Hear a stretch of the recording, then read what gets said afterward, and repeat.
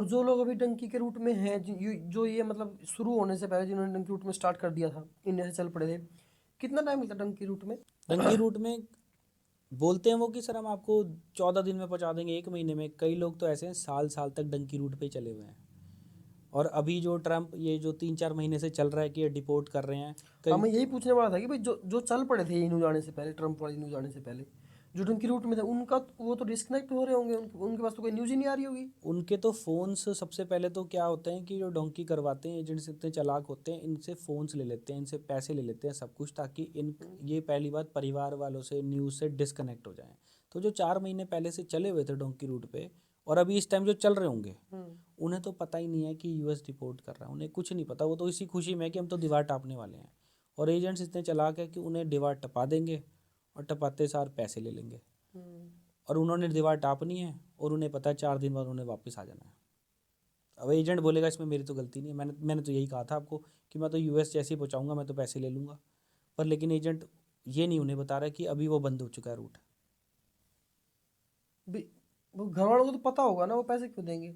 घर वाले को क्योंकि बात ये हो रखी, घर वाले कोशिश कर रहे होंगे कि मैं कनेक्ट करूं। अब जो एजेंट्स है वो बताते हैं कि नहीं आपका लड़का जो है फ़ोन पे नहीं आ पाएगा, आपका लड़का वहाँ ज़ख्मी हो गया है, उसे पैसे चाहिए। परेशान करते हैं घर वालों को कि उसे वहाँ पे किसी ने किडनैप कर लिया, वो इतने पैसे मांग रहा है। अब घर वाले तो बोलते हैं ना कि हमारा एक ही लड़का है, उससे हमारी बात नहीं हो पा रही है, तो वो तो पूरे जो एजेंट के इशारों पे नाचते हैं। अगर सपोज 60 लाख रुपए में बात हुई है तो एजेंट को लगता है कि मैं कुछ तो पैसे निकालूं, तो वो फ़ोन करके बोल देगा 5 लाख दो जी अभी, वो तो वहाँ मर जाएगा नहीं तो। और वह फ़ोन काट देगा। अब आपके घर में सोचो क्या सिचुएशन होगी, आप तो 5 लाख कहीं से भी बेच के भी दोगे अपने आप को कि मेरे लड़के से बात करवा दे। और अगर मैं बोलूँ मैं नहीं बात कर रहे हैं, पेरेंट्स ये थोड़ा ना बोलेंगे कि नहीं कोई बात नहीं है मरने दो बात मत करवाओ, वो तो उसी टाइम 5 लाख ट्रांसफ़र कर देंगे। बस एजेंट 5 लाख मिल गए बहुत है। वो सब पैसों का खेल है। सब पैसों का खेल है। इमिग्रेशन में ज़्यादातर इंसानियत मर चुकी है।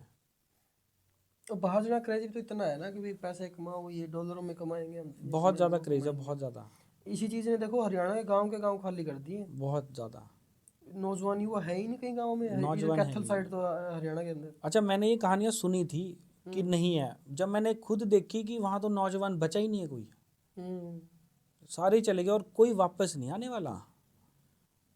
कई तो ना गांव मशहूर हो रखे हैं हरियाणा में। एक गांव इस फिद्दों से इस साइड है, मैं गांव का नाम भूल गया।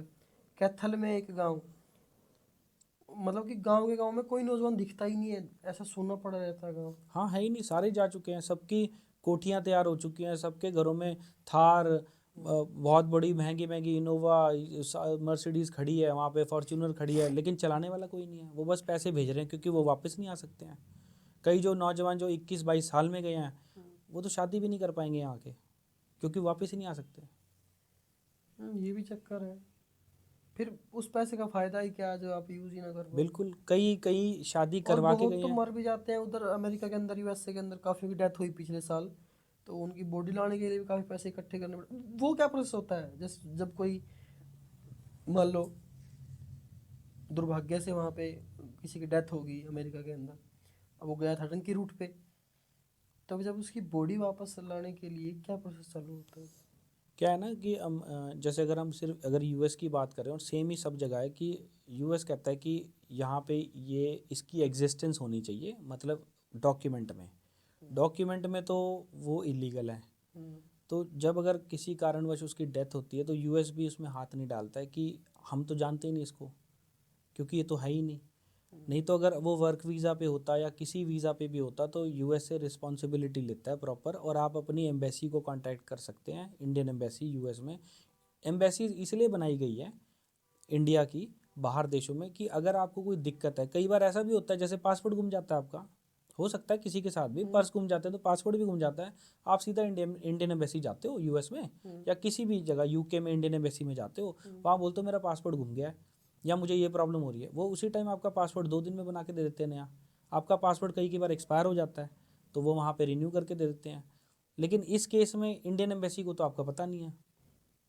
अब आप कैसे बोल दोगे कि ये हमारा नागरिक है और ये इलीगल है और आप इसका देख लो ज़रा, तो अमेरिकन गवर्नमेंट जो है सरकार वो हाथ खींच लेती है फिर बॉडी वापस आती तो है, वो कैसे आती है? मैं ये फिर पूछ उसके रहा बाद फिर वो गवर्नमेंट जब इंटरफेयर करती है, फिर इंडियन एम्बेसी को कांटेक्ट करती है, वो बोलते हैं कि नहीं देख लो यार, ले आओ, कोई नहीं, चलो इलीगल गया था, तो बहुत ज़्यादा डॉक्यूमेंटेशन के बाद आती है। पर इसमें हमारे भारत का नाम भी खराब होता है।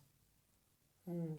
जो सीधा काम होना था कि अगर किसी तरीके से किसी की दुर्घटना में कुछ किसी तरीके से डेथ हो गई है, तो सीधी सी बात है उसकी बॉडी वापस 2-4 दिन में आ जाती है वापस। लेकिन जब आप इलीगल हो तो गुहार लगानी पड़ती है।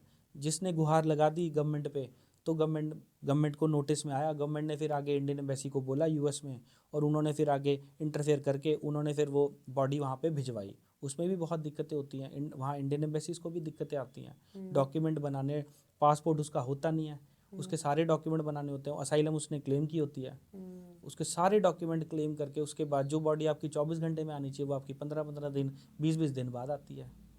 इधर घर पे परेशान, इधर घर पे परेशान सारे, 20-25 दिन तो बिल्कुल वही होता है। बिल्कुल। तो इलीगल तरीके के बहुत ज़्यादा साइड इफ़ेक्ट्स भी हैं। हमें तो सिर्फ पैसा दिखता है, वहाँ पे कुछ हो जाए, मिस हैपनिंग हो जाए, तो कितना बड़ा नुकसान है। ओके, खैर काफ़ी सारी डीप बातें करी हमने डॉक्टर नितिन जी के साथ। बहुत सारी डीप बात जो आपको पता नहीं होंगी। इसका मोटो भी यही था हमारे पॉडकास्ट का कि बहुत सारी ऐसी बातें होती हैं एजेंटों के लिए, जब आप कहीं बाहर जाना चाहते हैं तो हम फ्रॉड से कैसे बचें। तो काफ़ी सारी बातों का आपको जो है इसके अंदर उत्तर मिल चुका होगा।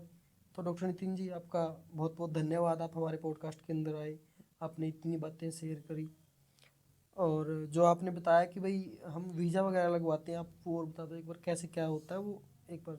तो हमारा गोल्डन वीज़ा है, जो हमारी ब्रांच है कुरुक्षेत्र में है। तो हम लोग स्टडी वीज़ा, टूरिस्ट वीज़ा और बिजनेस वीज़ा इशू करते हैं, हम लोग लगाते हैं। तो जिस किसी को भी लगवाना हो एटलीस्ट हमसे संपर्क करें। और इवन अगर आप किसी और एजेंट्स के पास पे भी, और अगर आपको लगता है कि कुछ वो मिसगाइड कर रहा है, तो उसके लिए भी आप हमें कांटेक्ट कर सकते हैं। ज़रूरी नहीं कि आपने हम ही से फाइल लगवानी है, किसी से भी लगवाइए, लेकिन बस अवेयर होकर लगवाइए, ताकि आपके साथ अगला फ्रॉड आपके साथ ना हो। आपका बहुत बहुत धन्यवाद। अगर ये क्लिप आपने यहाँ तक देखी है तो आपका पूरा पॉडकास्ट देखने का मन जरूर कर रहा होगा। कृपया करके पूरा पॉडकास्ट देखें हरियाणा खबर 18 यूट्यूब चैनल के ऊपर। आपका बहुत बहुत धन्यवाद।